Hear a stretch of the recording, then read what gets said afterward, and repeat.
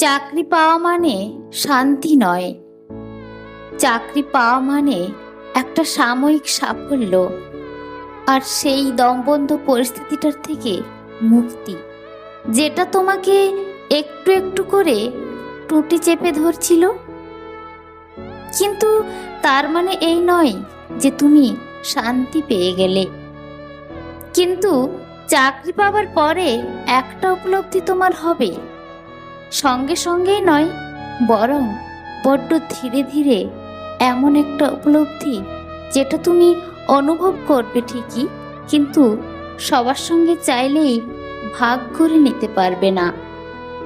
এমন একটা উপলব্ধি যেটা তোমাকে সব দেবে যা তুমি চেয়েছিলে, কিন্তু কোথাও না কোথাও একটা শূন্যতার সঙ্গে যেটা তুমি কখনোই চাওনি সেটাই অনুভব করবে।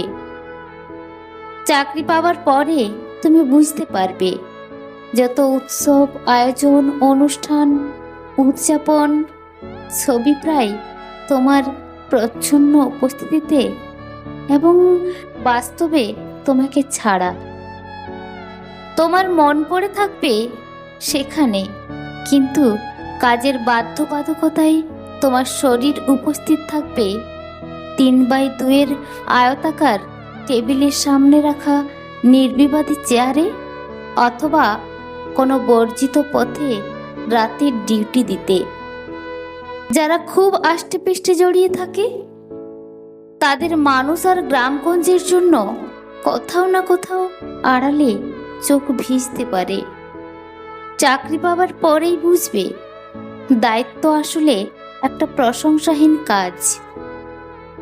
করতে পারলে কেউ প্রশংসা করবে না, কিন্তু না করতে পারলে কেউ সমালোচনা করতেও ছাড়বে না। চাকরি পাওয়ার পর তুমি বুঝবে পরিবার কতটা দামি। আর তার আগে পর্যন্ত তোমার যত ব্যর্থতাজনিত রাগ, ক্ষোভ, সব কিছু পরিবারের উপরই দেখাতে, সেসবগুলো বড্ড মিস করবে তখন।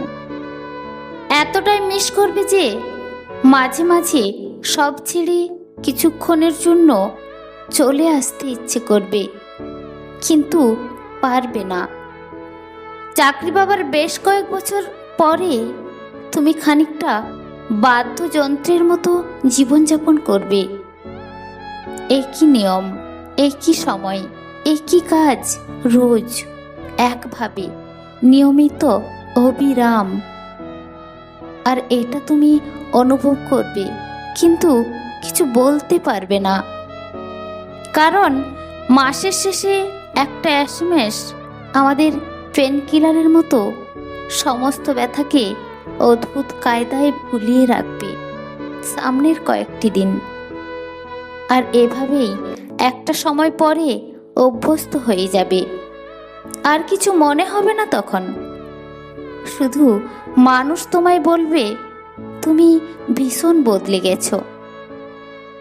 আসলে তুমি নিজেও জানো তুমি অনুভব করছো, কিন্তু সবটা আর সবাইকে বোঝাতে পারোনি।